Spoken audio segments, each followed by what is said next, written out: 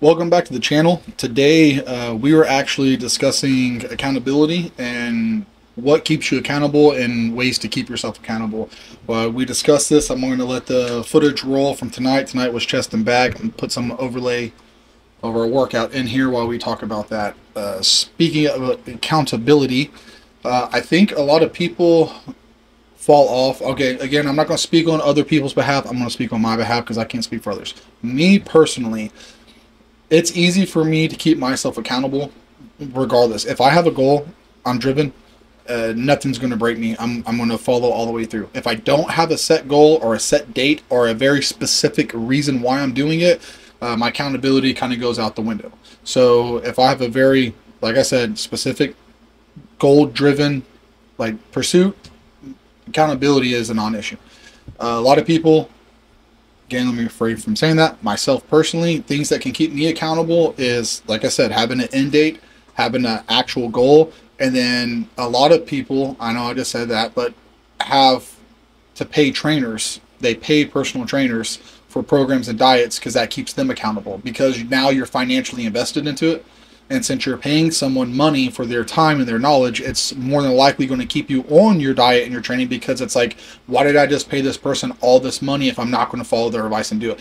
Because believe it or not, most people, if you give it to them for free, they won't do it, because there's no consequences to their action. If I don't do the diet, I'm not out any money. If I don't, is your way of telling me I have to start paying you? No, eventually yes, no, but no. If, like I said, the majority of people that I've helped, and I've helped a lot of people over the years, the ones I can tell you, there's maybe 5 out of every 50 that legitimately stick to it and do as they're told and do what they're supposed to do and get phenomenal results. The rest of them, they get it for free. So literally, the repercussions of their actions are nothing. I'm not out any money, and it's his time that was lost, not mine, because I don't care anymore, and he put time and effort into me, and I didn't have to pay him for it. So that's what a lot of people use personal training. Even if they know the knowledge and the information, it just keeps them accountable. I'm going to let you guys go ahead and take over and let y'all kind of discuss this and see what y'all think.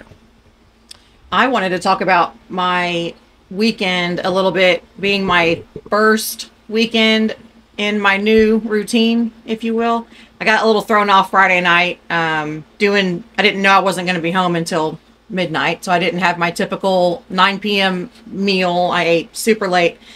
Saturday I did okay, but Sunday I just went off the walls. I didn't do anything bad, but I skipped my 9 a.m. meal, and I actually forgot to eat my 9 p.m. meal because I was doing schoolwork, and I looked down, it was 11:30 and I hadn't eaten it. And I didn't eat a whole lot that whole day. But I noticed Sunday, we were sitting in church at 10:30, and I was like, I am starving. I could eat this book in front of me right now. And I was like, oh my gosh, in 1 week's time, I've gotten myself so accustomed to eating that big meal at 9 a.m. that now I'm craving it. So that was kind of eye-opening for me. And I only gained 4 ounces from Saturday to today. So I was pretty happy about that. Yeah, that 4 ounces, I wouldn't really stress that too much. It's more than likely water weight from the carbohydrates and extra sodium that you ate on Sunday and everything. But yeah, your body will adapt and accommodate pretty quickly. But I definitely wrote everything I ate, every time I ate on my log. I still want to hold myself accountable. And in the back of my head, I know that you're going to look at it, and I'm not going to lie about it, right? It'd be easy to not write the Oreos down, but... Okay, so accountability. So that's something that you can consider keeping you accountable. Is you keep a journal of everything you eat and drink, the times you eat, the reason for eating, what you ate, how much you ate. You keep a very detailed journal of what you're eating, and then off of that journal, you're using that to make better decisions from the previous day to the next day, and be like, well, if I could do this yesterday, then I can make it a little bit better today. Well, and then it's I really want a honey bun, but I don't want to write down that I ate a honey bun, so I'm gonna have an apple. Yeah, so that's a good way to keep you accountable. It's simple, it's easy, and it's free, and it's something that you can actually look from day to day to look back on and be like, failure, success. What about you two? What do you guys think that keeps you accountable, or something, an idea of what could keep you accountable, or the idea of keeping you on track without straying? Me, the fear of going backwards is what keeps me accountable. I've gone backwards so many times before that I don't want to go backwards again. So like it does stress me sometimes, like when do see that I went backwards a little bit, but I know like it's not terrible. We took a little bit of time off because we were at it for a couple of months, 3-4 months in a row. So we ended up taking like a few weeks, and in that time frame, might kind of gain a little bit of weight, but it's water weight, whatever else it might be. But it's just one of those things of like I don't want to end up falling into that whole like, well, like next week, next week, next week, next, and then by the time I know it, I'm freaking 300 and something pounds again. I'm like, dang it. Then there's like next year. Yeah, next seriously. Year. Yeah, so that's my big accountability thing right now. Like I like having progress of some sort or whatever, even if, like I said, I go backwards a little bit and I have to regain that progress I had. Eventually I get back to where I was at and I move forward a little bit more like than I was. So I don't know. I think for me, it's kind of more so having something to look forward to. Kind of like what you said, like an end goal. But I don't really have an end goal because I don't really feel like I'm ever going to be content. I think like, okay, the holidays are coming up. You're going to see a bunch of people you don't see except for holidays because family, right? And I want to like feel like I look good or that there's a difference. And I'm hoping someone will maybe notice a difference. That's kind of what's And, holding like, the me accountable pictures. right now. Yeah. Yeah, I can see that. Like, you don't really have a specific anything in mind for any reason, besides I want to look better, feel better, and that's why I'm doing this. But like we were talking about it earlier today, and me and you were both discussing it, saying like even if you don't have like a goal, just having like a time frame, like okay, like 30 days, let's go hard for just 30 days. That way, there's an end date. Just 30 days on the most brutal diet, no cheating, no wavering, like. Hurt feelings from everybody else because like, no, I can't, no, I can't, no, I don't want, no, I'm on a diet right now type of situation just for 30 days for a test run. And then take a week off from that strict dieting and then go at it again for 40 days next time. Like we were just talking about that today. And I think that's something that makes it easier and more reasonable to do because like if you start off like, okay, I'm going to do this for 20 weeks. It's like, man, 5 months, versus like I could do 30 days, right? I could suffer for 30 days. And then after that, I could take a little break. And then, but the thing is, once you see the results from those 30 days, it's like, okay, well, what if I would have went 45 days? And it's going to make you want to go again. It makes me want to go harder. And I think that's an easy way to keep accountable, actually to set small goals of not accountability, that's the wrong word for that, but to set small goals to see major progress. Even if it's 4 pounds, 1 pound a week, that's still a massive amount of weight loss in 1 month's time. I mean, that could change someone's whole entire body composition. Now, bigger, fatter, grosser people like, us, probably not. But like someone smaller that's already, kind of in shape, 4 pounds is a dramatic difference on a lot of frames that are smaller. But for someone our sizes, it's not necessarily a big difference as far as it goes for looks, but you'll feel it in your clothes.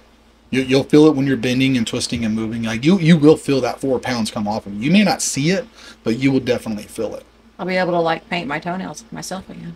Yeah, like okay, so a huge That's thing. my goal. Okay, a huge thing for me. What I love now, whenever I was so fat when I was powerlifting, I could not put my socks on. I had to put my leg up on the toilet seat, or I had to put it in a chair on the coffee table and I had to exhale and I was on a time limit. I had to quickly get my sock on there. Now I can stand up on one foot and bend my knee into my chest and put my socks on standing up. Like it's the most amazing thing. I'm just like oh, I gotta put my socks on. Okay, there it is. No big and deal. before I was like it was a whole like ordeal. It was terrible. It was pathetic watching. But that's the negative thing truth. about being close to 300 pounds, right? Like I said, it's not easy being 300 pounds. Little things that seem easy are so difficult at 300 pounds. It's just a lot of weight to carry. A lot of weight to carry. Something else about being accountable or that helps with being accountable is having someone to reach out to in like weak moments. Like I'll text you and I'm like, I am so hungry. I want to eat everything. And she's like, no, stop. Like Buddy system. Get a piece of gum. Or like you said, eat an apple like an hour or so before a meal. That's not going to hurt anything and it'll fill you up some. So yes, having someone to reach out to is nice. Sorry, Richard. It's fine. I was just saying, like the socks thing. Like I still sit down to put my socks on today or whatever. But like that's just the morning. But like when I change my socks for the gym, I do the stand up 1 foot thing and just throw them on. Nice. So I'm able to do it or whatever. But yeah, when I'm putting on the freaking long socks that I use for work, I'm not gonna wrangle that thing off. Right. So I'll chill. But yeah, but the same thing with like putting my boots on in the morning for work. Like when I get to work and I swap my Crocs for my regular boots, I used to have to sit down and freaking struggle and do the whole like kind of thing, and now I can just slip my boot on and go about my day. Freaking pull it up just fine, stuff. So it has its not being that large. Definitely has a lot more advantages. Has its perks. Yeah, I think the buddy system is a good thing too. Like, there's a lot of days where I don't feel like working out, but I'm like, Jen's gonna be on her way, and I can't let her see that I'm not working out. So Yeah, because if you go down, I'm going down right behind you. I know it's like if I'm not holding myself accountable, then you're not gonna hold yourself accountable. So we kind of feed off of that. I'd like to think I wouldn't do that, but Well, you know, this is a good idea. We should just sit in here. we should what? We should just sit in here. Yeah, let's just Like, chill let's just- today. Yeah. And then Yep. So I don't know if you guys know this or not, but I'm slowly shrinking down here, and I'm trying to get closer to the mic because I know when I stand all the way up, the audio isn't as good. So I'm slowly trying to decrypt myself down against that's the wall just here. you. Well, You're always no, wanting- normally I You're just posture up. working on squats. We get it. Well, normally on the podcast, I always like try to posture up, but right now I'm gonna see if this works better because I need to get a taller mic stand because, like I said, it's Or too you far just for me. build a little thingy-mabobber. Little platform. Well, that's what I talked about earlier, but I'd rather just replace the mic, the pole itself, and just get a longer mic pole, so that way it's just Longer closer. mic pole? Yeah, Yeah. more I longer believe mic you pole. referred to it as the shaft. That is the technical term, I do believe. Yeah. Want your shaft to be longer? I think every guy wants his shaft to be longer. I don't think I've ever heard one say, you know what, if it was just a little bit shorter, it would just be perfect. So back to accountability.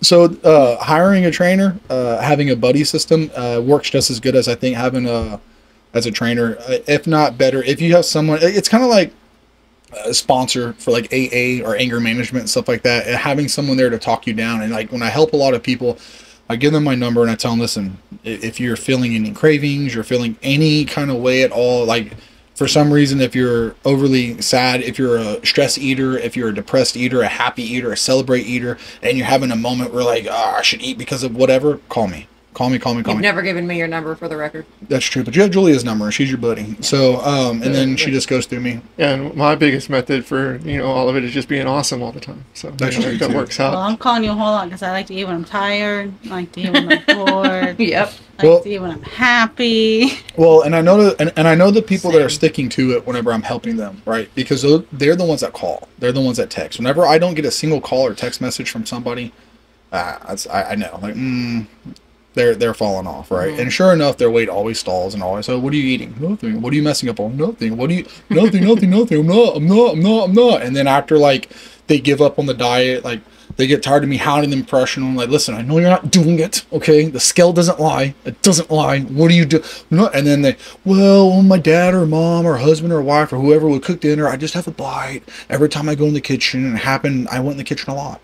So it's like every time they go by, they take a bite. And then next thing you know, like, and this is what people don't understand. It's so devastating to take a bite and then take a And bite stop. because you think I'm going to take a bite and it's cool because I'm taking a bite. It's not, it's just a bite. But then you have 8 bites. I mean, that's a meal. I could eat a burger in 6 bites. So it's like, Well, no one you likes to show off. right. So you take 8 bites, 6 bites, 9 bites of something, you literally just ate a meal, but it doesn't feel like it because you had a bite here, a bite there, a bite here, a bite there. So anyway, so the people that I would help that would call me, they, hey man, my family got McDonald's, or man, they ordered Domino's and the whole house smells like it. And I always tell those people very, very easily, okay, go for a walk. Leave your house and go for a walk. Just leave and just go for a walk down the street. About 20 minutes. When you come back, they should be done eating. And then whatever something, hey, can you put that up, please? Because I don't want to smell it. It's kind of bothering me. Oh, that's a great idea. That's a great idea. That's a great idea. I had people call me up just randomly, just out and about, like, hey man, I'm out and I'm over here and I'm smelling this food. And like, okay, well, what's more important to you, tasting that or being fat?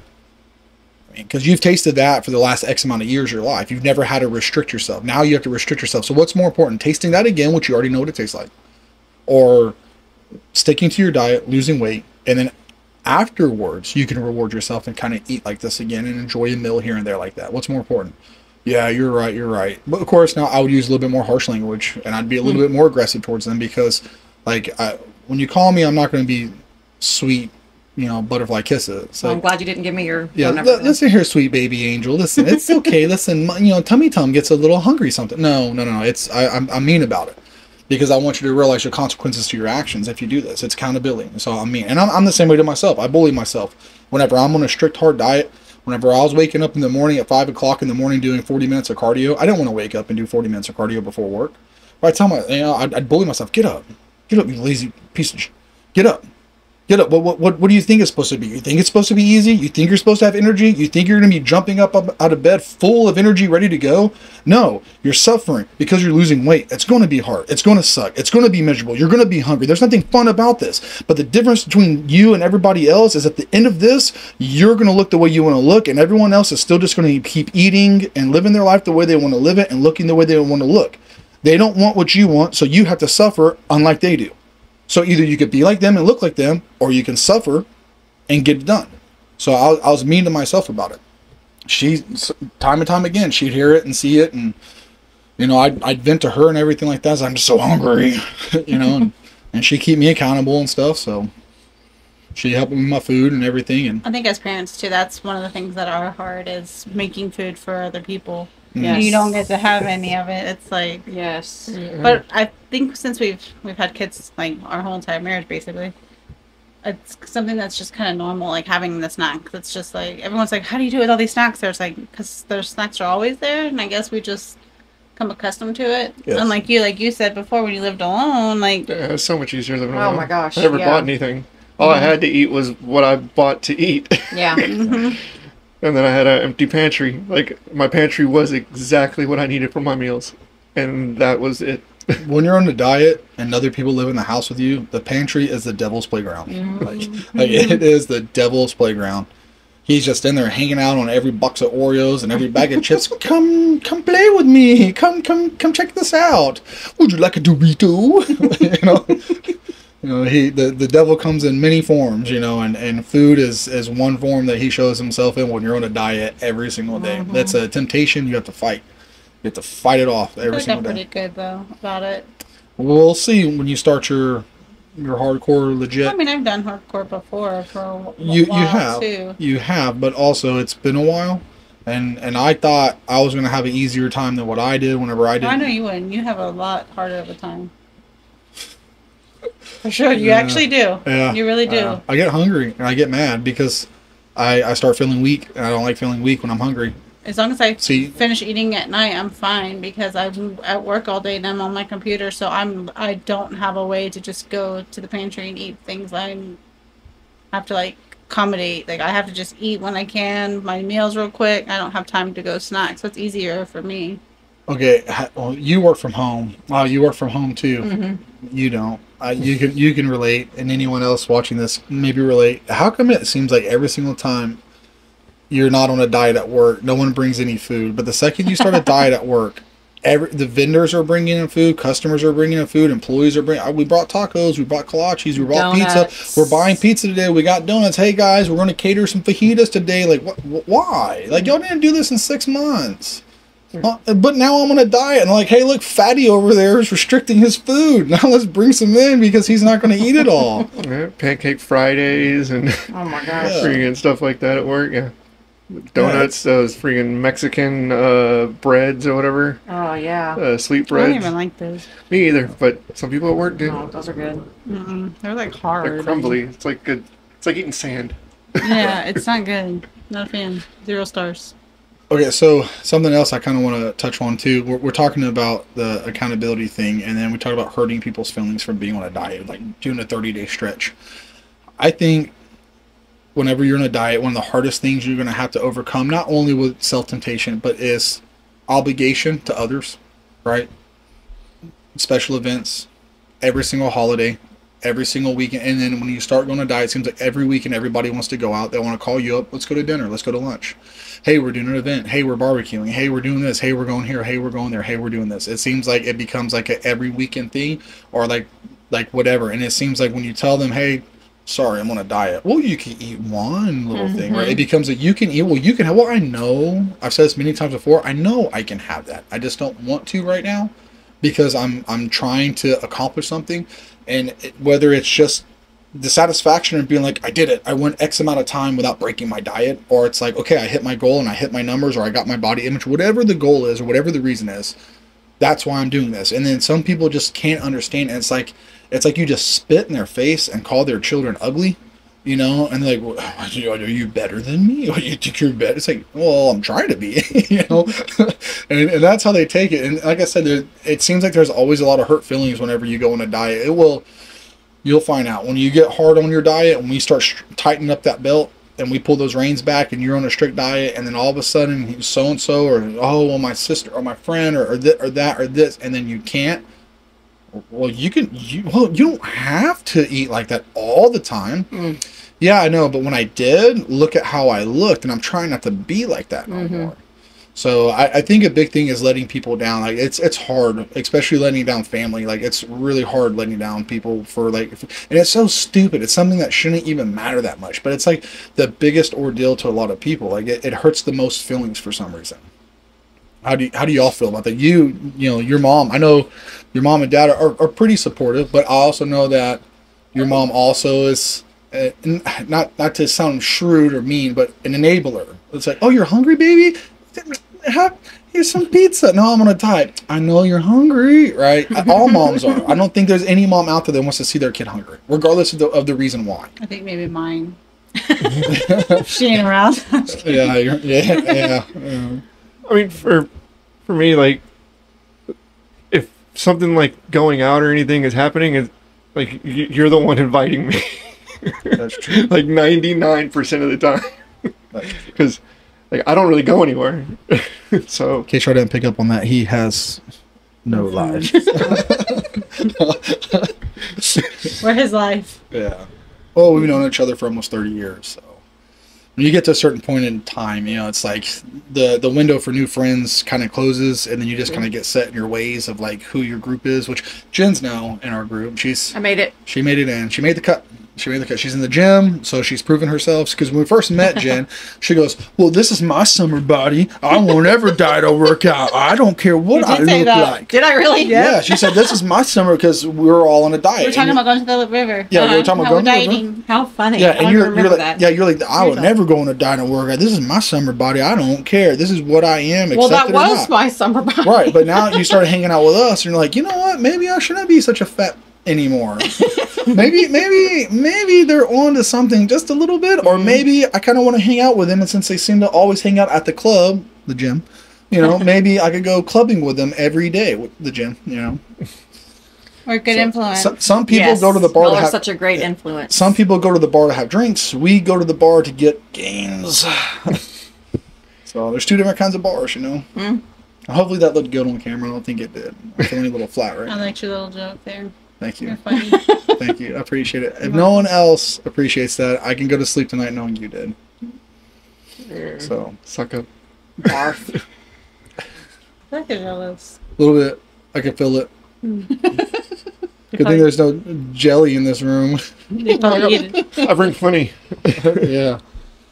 All right. Is there anything else you guys want to add, or anything you want to bring up, or Good for talk tonight. about? I don't think so. Okay. All right. So accountability, buddy system, trainer, having a set goal, trying to figure out a way to drive yourself and push towards your goal without breaking, finding how to let people down without hurting their feelings too bad. These are things I think most of us all go through, things that we can probably all try to get a little bit better on and try to tighten up. And then like any tips or any ideas or any suggestions you guys have of what y'all did or what you guys do to stay accountable or to stick on your diet, leave comments, let us know, share the information, you know, live, learn, and pass on. It's a saying that Dave Tate uses, and I agree with that wholeheartedly. So if you guys have any tips that we missed out on or things that we overthought or overlooked, please leave a comment. Share. Share. So that's going to be it for this one, guys. We appreciate you watching, and we'll see you next time. Bye.